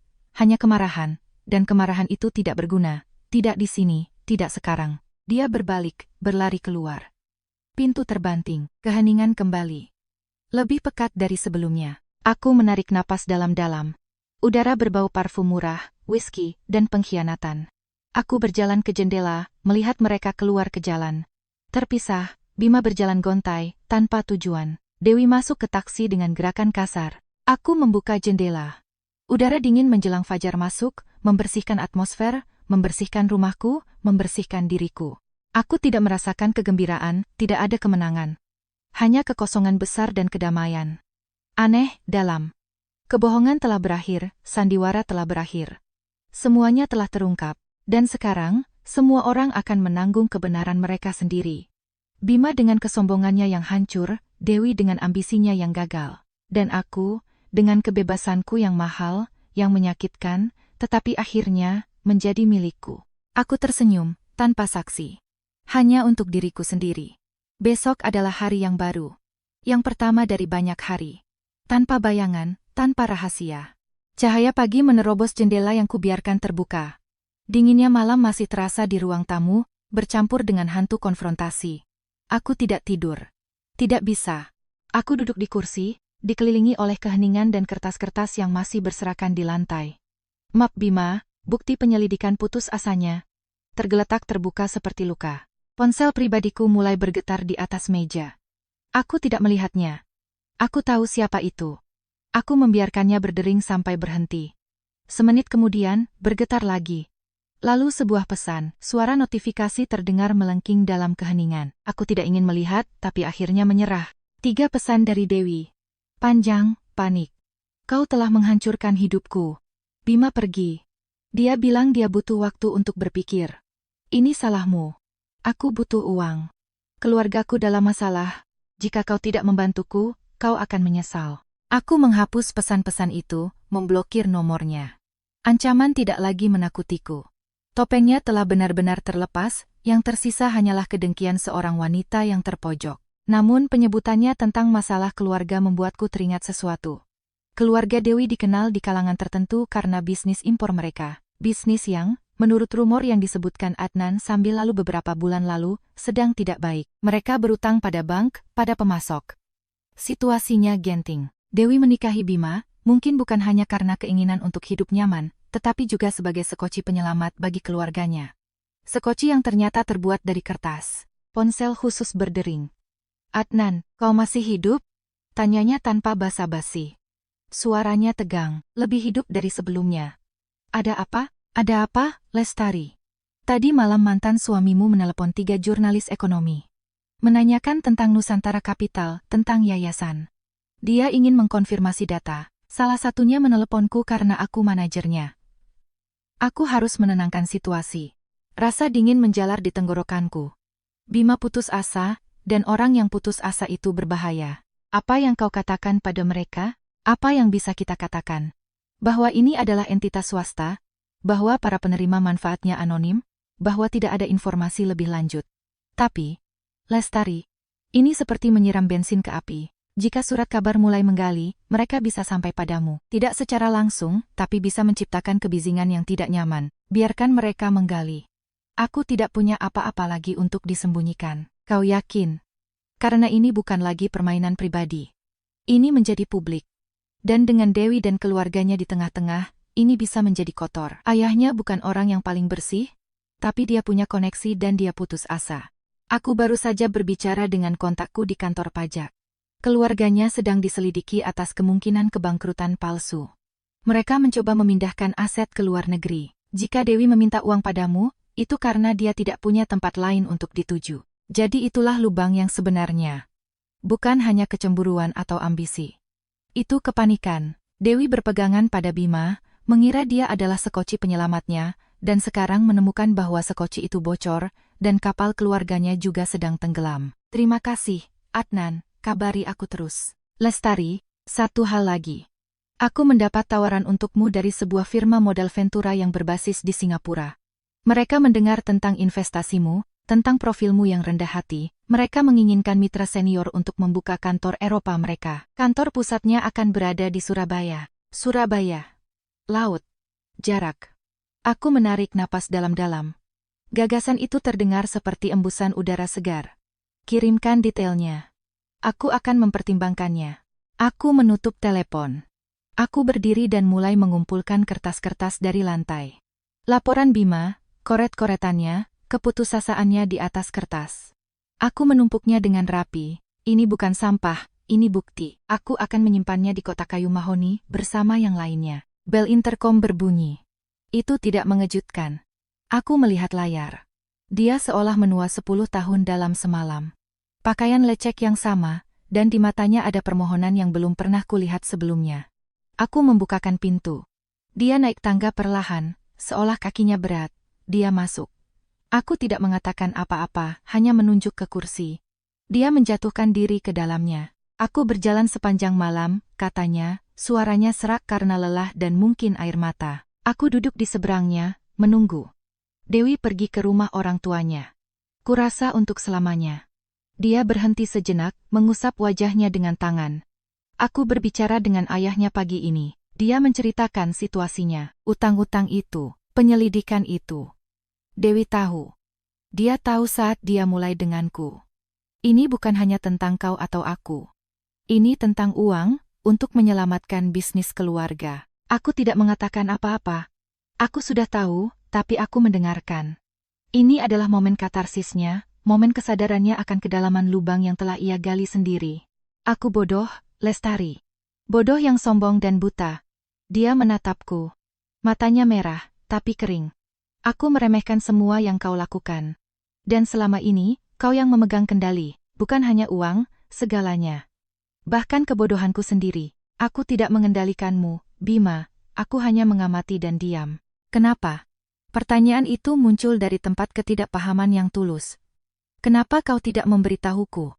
Kenapa kau membiarkan aku mengubahmu menjadi penjahat, menjadi simpanan? Pertanyaan itu adil, dan jawabannya rumit. Awalnya, karena harga diri. Aku ingin kau mencintaiku apa adanya. Bukan karena uangku. Kemudian, karena kebiasaan. Keheningan menjadi sifat keduaku. Dan pada akhirnya, aku berhenti. Memilih kata-kata dengan hati-hati. Pada akhirnya, karena takut. Takut jika kau tahu. Kau tidak akan pernah pergi. Dan aku sudah tidak mencintaimu lagi. Tapi aku tidak punya keberanian untuk pergi sendiri. Jadi aku membiarkanmu pergi, dan aku mempermudah jalanmu. Dia memejamkan mata, seolah kata-kata itu menyakitinya secara fisik.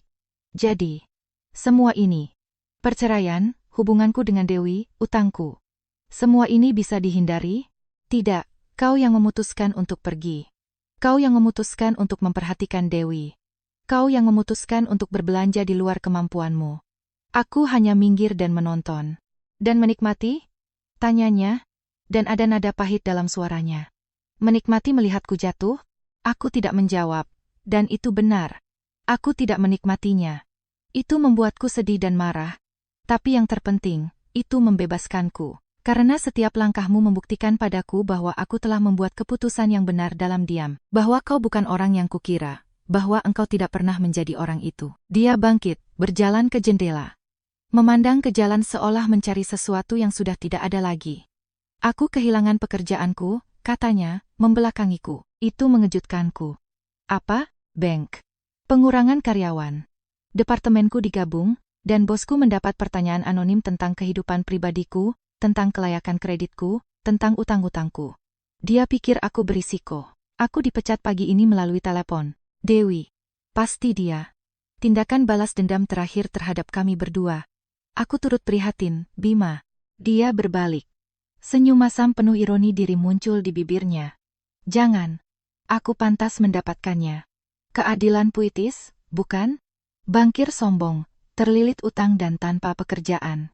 Sementara mantan istrinya yang ia hina adalah investor sukses. Ini skenario film yang buruk, hidup seringkali seperti itu. Lebih absurd dari skenario manapun. Dia mendekat, berhenti 1 meter dariku. Tatapannya intens, rentan. Apakah ada kesempatan, Lestari? Kesempatan apapun. Untuk apa? Aku bahkan tidak tahu apa yang harus kuminta. Maaf, kesempatan kedua. Aku tahu aku tidak pantas mendapatkannya, tapi aku memintanya. Demi apa yang pernah kita lalui, demi tahun-tahun itu. Jantungku berdebar. Bukan karena cinta, karena kasihan, dan kepastian mutlak. Tidak, Bima, tidak ada. Apa yang pernah kita lalui sudah lama mati. Yang ada sekarang hanyalah kenangan akan sebuah kesalahan. Milikmu dan milikku. Tapi kesalahanku sudah berakhir. Kau harus belajar hidup dengan kesalahanmu. Dia mengangguk pelan, seolah sudah tahu jawabannya tapi perlu mendengarnya. Dan apa yang akan kau lakukan sekarang? Meninggalkan Jakarta untuk sementara waktu. Ke Surabaya. Mungkin, aku punya tawaran pekerjaan, tentu saja. Sesuatu yang bagus, kurasa. Ya, sesuatu yang bagus. Aku doakan yang terbaik untukmu, Lestari. Sungguh. Suaranya sedikit bergetar.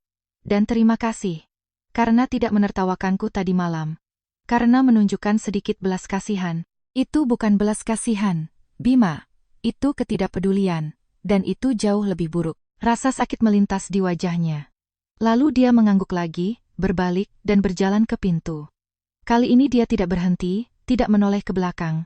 Dia keluar dan menutup pintu dengan bunyi klik pelan. Aku tetap berdiri di tengah ruang tamu, bernapas. Udara akhirnya terasa bersih. Dari kebenaran, dari kebohongan. Beberapa jam kemudian, saat aku sedang mengemas koper dengan barang-barang penting, interkom berbunyi. Seorang kurir. Surat tercatat. Aku menandatanganinya. Amplop besar dari kertas tebal. Alamat pengirimnya adalah firma hukum yang tidak kukenal. Aku membukanya. Itu adalah surat yang ditujukan kepada Dewi Wiryawan. Tetapi salah kirim ke alamatku. Mungkin disengaja. Di dalamnya, dokumen hukum.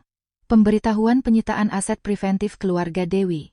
Daftar aset yang dibekukan, di antaranya sebuah apartemen kecil atas nama Dewi, yang ia miliki sebelum menikah dengan Bima, cadangan terakhirnya.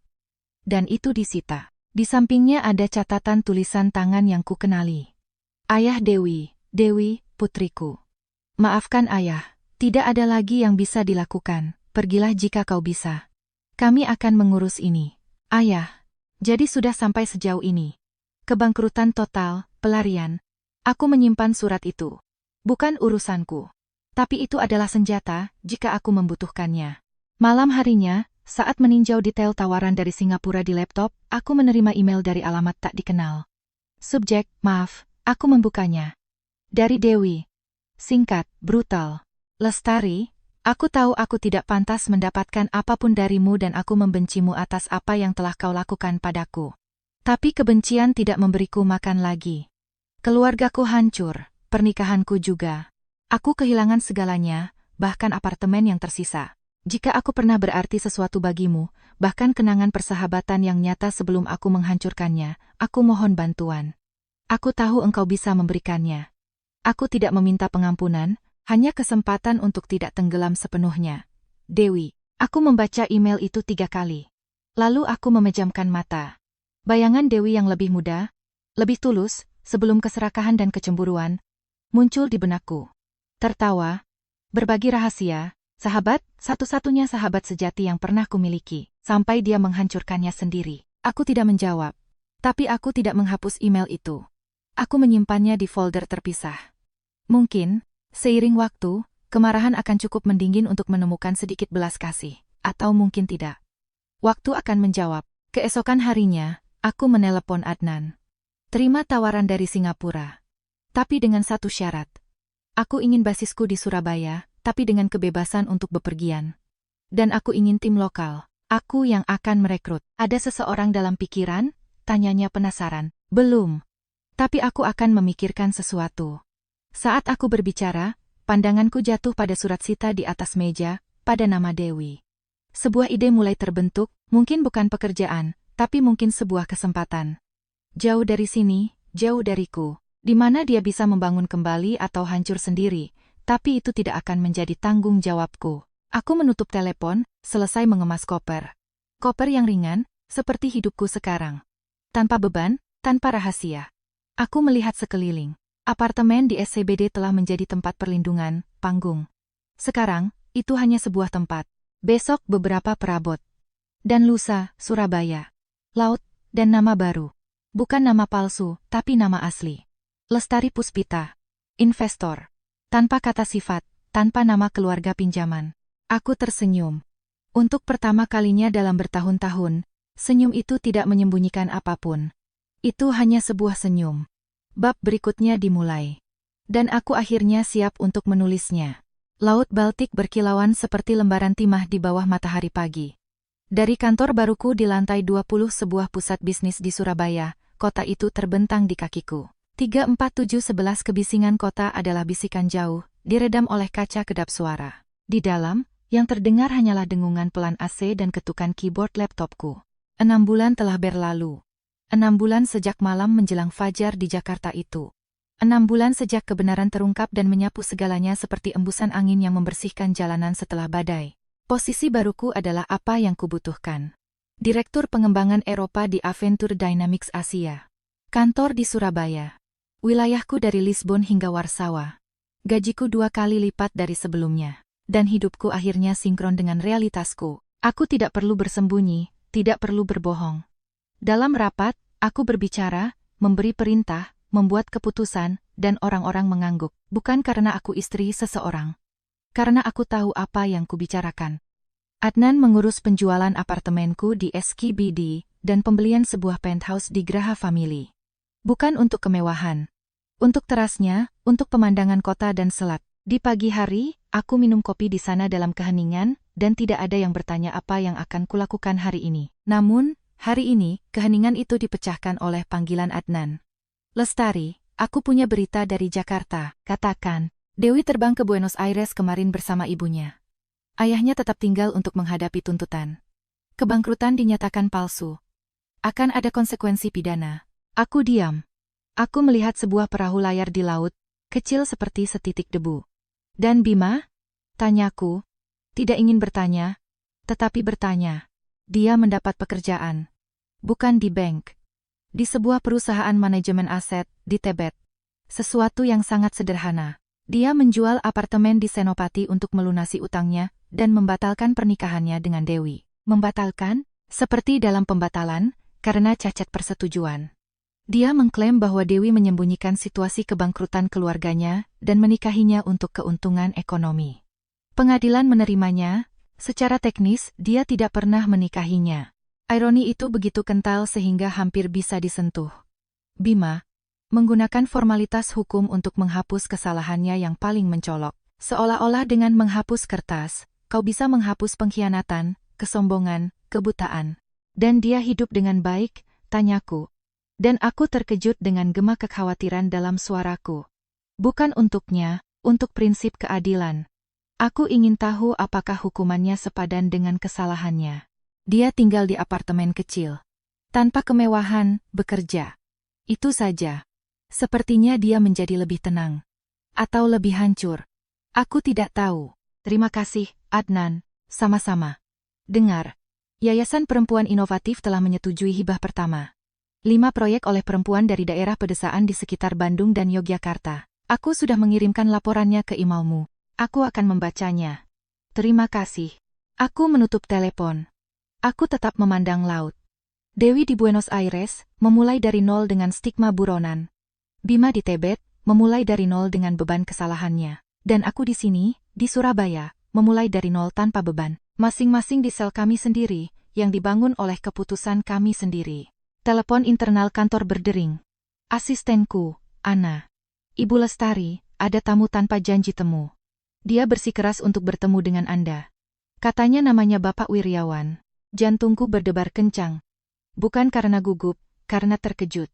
Apa yang dia lakukan di sini? Biarkan dia masuk. Beberapa menit kemudian, Ana mengantarnya ke pintu kantorku. Dia masuk, dan aku hampir tidak mengenalinya. Dia lebih kurus. Mengenakan setelan murah, sedikit kebesaran, ada kerutan baru di sekitar mata dan mulutnya, tapi tatapannya berbeda. Tidak ada lagi kepercayaan diri yang sombong. Ada keseriusan yang lelah, kedamaian yang pahit. Halo, Lestari, katanya. Suaranya sama, tapi nadanya berbeda. Halo, Bima, duduklah. Dia duduk di seberang mejaku. Matanya menyapu kantor, pemandangan, desain minimalis. Bukti nyata kesuksesanku. Menggesankan, gumamnya. Apa yang kau lakukan di Surabaya? Aku ada wawancara kerja. Di sebuah perusahaan manajemen aset kecil di pusat kota. Tidak ada yang istimewa, tapi stabil. Dan saat aku keluar, aku melihat gedung ini. Aku tahu engkau bekerja di sini. Aku bertanya. Dan disinilah aku. Untuk apa? Untuk menemuimu. Untuk mengakhirinya dengan cara yang berbeda. Terakhir kali, itu di tengah perang. Hari ini tidak. Hari ini adalah hari biasa, dan aku ingin melihatmu di hari biasa. Aku mengangguk, tidak mengatakan apa-apa. Membiarkan keheningan berbicara, membiarkannya mengisi kekosongan jika dia mau. Aku membatalkan pernikahan. Katanya, menatap tangannya. Secara hukum, itu tidak pernah ada. Lucu. Kau menandatangani kertas, mengucapkan beberapa kata, dan berpikir kau menciptakan sesuatu yang nyata. Lalu kertas lain menghapusnya, seolah-olah tidak pernah terjadi. Tapi itu tidak benar, kan? Sesuatu terjadi. Meninggalkan bekas luka. Ya, meninggalkan bekas. Aku punya banyak, katanya, dan dia menatapku. Dan yang paling dalam adalah kehilanganmu. Bukan karena uangmu, Lestari.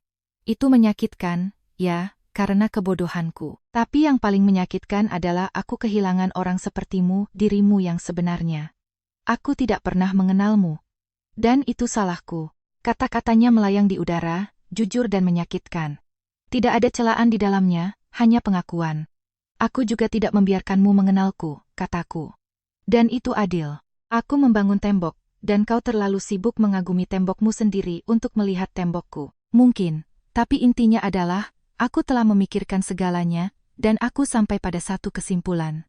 Aku pantas mendapatkannya, pantas kehilangan segalanya, karena apa yang kumiliki pekerjaanku, statusku, bahkan hubunganku denganmu semuanya kudirikan di atas kebohongan.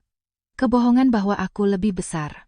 Dan aku tidak, kau yang lebih besar, dan aku terlalu buta untuk melihatnya. Dia bangkit, berjalan ke jendela.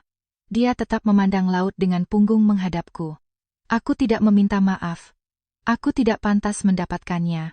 Aku hanya ingin melihatmu di habitatmu. Melihat bagaimana rasanya berada di dekat seseorang yang diam-diam mencapai apa yang selalu kuteriakkan kuinginkan.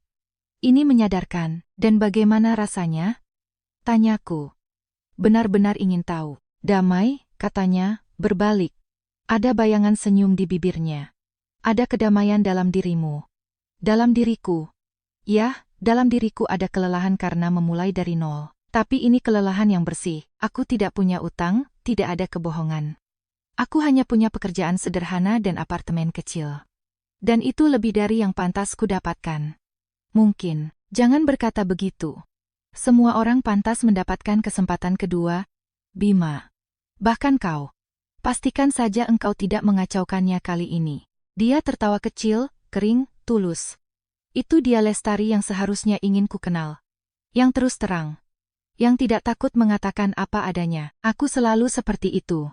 Kau saja yang tidak mendengarkan. Benar. Dia mendekati meja. Tidak mengulurkan tangan. Hanya menganggukkan kepalanya. Aku tidak akan mengganggumu lagi. Semoga berhasil, Lestari. Sungguh, kau juga, Bima, dengan wawancaranya. Dan dengan segalanya, dia pergi. Pintu tertutup dengan lembut di belakangnya. Aku tetap duduk. bernapas. Kunjungannya tidak menggangguku. Sebaliknya, itu memberiku semacam penutupan. Aku melihat matanya, dan tidak ada kedengkian di sana. Hanya kerendahan hati dan, mungkin, awal dari kebijaksanaan. Malam harinya, di penthouseku di Graha Family, aku membuat makan malam sederhana. Salad, segelas anggur.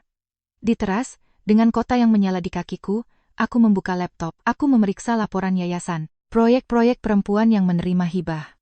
Sebuah pertanian lavender organik, sebuah lokakarya desain tekstil digital, sebuah konsultan pariwisata berkelanjutan, perempuan yang berjuang, yang menciptakan. Dalam diam, seperti aku tersenyum. Itu adalah senyum yang penuh dan puas. Aku memutuskan untuk memberikan donasi tambahan. Anonim seperti biasa. Tapi kali ini, bukan dari rekening yayasan. Dari rekening pribadiku. Transfer yang signifikan, agar perempuan-perempuan ini punya bantalan, agar mereka bisa membuat kesalahan. Agar mereka punya kebebasan yang harus kuperjuangkan secara diam-diam. Saat menandatangani transfer digital, bank meminta konfirmasi. Peringatan keamanan. Anda yakin ingin mentransfer jumlah ini? Saat itu, telepon berdering. Adnan lagi. Lestari, maaf sudah larut malam. Aku baru saja menerima peringatan otomatis dari yayasan. Kau memberikan donasi pribadi yang sangat besar. Apa semuanya baik-baik saja, semuanya sempurna, Adnan? Itu hanya investasi untuk masa depan. Aku mengerti.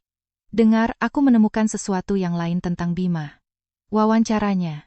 Dia mendapatkan pekerjaan itu. Dan dia menyumbangkan gaji pertamanya ke yayasan. Ke perempuan inovatif. Secara anonim, tapi bank memberitahuku karena transfer itu datang dari rekening yang terkait dengannya. Aku terdiam. Aku menatap cakrawala, di mana langit gelap bertemu dengan laut. Berapa? Tanyaku. 1 juta rupiah. Tidak banyak, tapi itu simbolis. Apa yang harus kulakukan? Terima. Dan kirimkan dia tanda terima donasi anonim. Tanpa nama. Hanya tanggal dan jumlah. Dan sebuah catatan. 1 kata. Terima kasih. Terima kasih? Untuk apa? Karena mulai mengerti. Karena mulai membayar dengan cara yang benar. Bukan dengan uang, dengan tindakan. Adnan terdiam sejenak. Baiklah, Lestari. Akan kulakukan. Selamat malam. Selamat malam, Adnan. Aku menutup telepon, mematikan laptop, menghabiskan anggurku. Udara malam terasa hangat, lembut, penuh janji. Bima menyumbangkan 1 juta. Aku miliaran, itu tidak sama. Tapi kami berdua, dalam ukuran kami masing-masing, bebas. Dia dari kesombongannya, aku dari keheninganku, Dewi dari kecemburuannya. Masing-masing telah menyentuh dasar mereka sendiri, dan masing-masing sekarang membangun kembali dari puing-puing yang tersisa. Aku memandang lampu-lampu Surabaya, memikirkan pertanian lavender. Tentang wanita yang akan menjalankannya, tentang perjuangan diamnya, tentang kemenangan tenangnya. Seperti milikku. Aku tersenyum lagi, dan kali ini, senyum itu datang dari tempat yang dalam dan tenang, di mana tidak ada lagi luka. Hanya bekas luka. Dan bekas luka, pada akhirnya, tidak sakit. Mereka hanya mengingatkanmu bahwa engkau selamat. Aku masuk ke dalam, menutup pintu teras. Keheningan di dalam mutlak. Tapi itu bukan lagi keheningan kebohongan. Itu adalah keheningan kedamaian. Akhirnya, milikku.